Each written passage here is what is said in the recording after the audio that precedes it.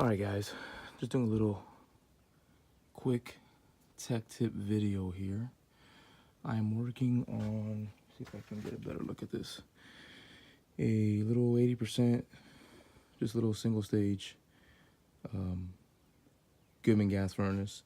The unit's only about 2-3 years old, and customer's original homeowner came out here yesterday and the blower motor was locked up.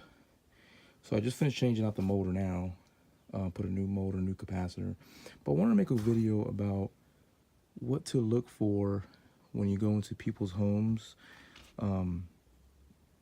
Just some things, especially when you're messing, this is a zone system. What I call builder grade or quality installations. You get into these subdivisions with new systems, and some of them will have zone systems hooked up to it. Like this one's a 5-ton 14 series single stage air conditioner with a 100,000 BTU furnace. For the most part, it's not terrible compared to some of the other companies that install this stuff that work on new construction. We got metal return plenums, and they actually put dual returns on them, which some places don't on a 5-ton. They got a fresh air damper that goes all the way up there. I don't know if you can see it. But whenever you mess with a zone system, whether you're doing maintenance or a service call, there's a few things you want to look at where you can bring to the customer's attention. Number one, first thing I always look at is on any zone board, you got to have a DAT sensor hooked up. If I had $1 for every time I came across, especially on like a newer subdivision, a zone system that did not have this, I wouldn't be doing this for a living. Very common to see a zone system without a sensor. Now, some guys will argue you don't need it, blah, blah, blah, blah, blah, blah. Yes, you do. Every zone system, you need to have a sensor, period. So I'm gonna go ahead and hook up a sensor. I brought one with me here. The Honeywell C7735. This is a standard discharge air temperature sensor. Probably can hook it up somewhere around here. So that's one thing to look at. Number two, make sure that they have a separate transformer powering your zone board. If you can see right here, our power is for black and brown, which if you follow that wire, I don't know if you can see the color here, but here's your brown and here's that black. And they have it tied into the equipment transformer, which is a no-go.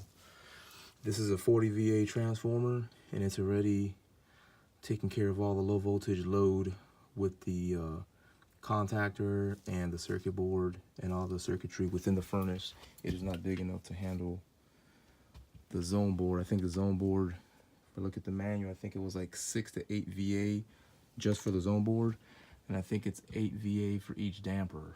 And we have 1, 2, 3, 4 dampers back there.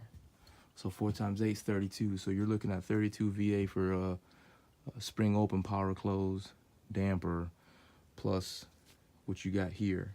So really, it's always a good thing to, anytime you hook up a zone system, whether you have 2 dampers or whatever, just hook up a separate transformer. Trust me, it'll make all the difference in the world. So we got, always look out for the DAT sensor. Always look out for a separate transformer for the zone board and the dampers. One other thing to look at is the bypass. This system does not have a bypass at all. No bypass at all. A lot of times they'll put a bypass and it's hooked up wrong, or I've seen a bypass damper with no actuator or counterweight. So that's another thing to look at. One other thing is, that's a no-go, guys. This one here is a zone system with a fixed orifice metering device. Every zone system needs to run off a TXV. Has to. You cannot run, or you're not supposed to run, a zone system with a fixed orifice. There's no way to control your superheat anytime. If there is a bypass that's open and you're running higher static pressure conditions, you gotta have something to control your superheat to keep your compressor protected. Yes, you have a DAT sensor, but this is dealing with the refrigerant flow of things. So this is very common in our area. Zone systems with no TXVs on them. Zone systems with no DAT sensor, and zone systems with no bypass. And then obviously you don't see it too many times, but occasionally you do see a zone system with no separate transformer. They're just tying off the equipment transformer. So there you have it, guys. Just a couple things to look at whenever you do either a service call or maintenance call on a zone system, especially on new subdivision homes. Alrighty, guys. See you on the next one.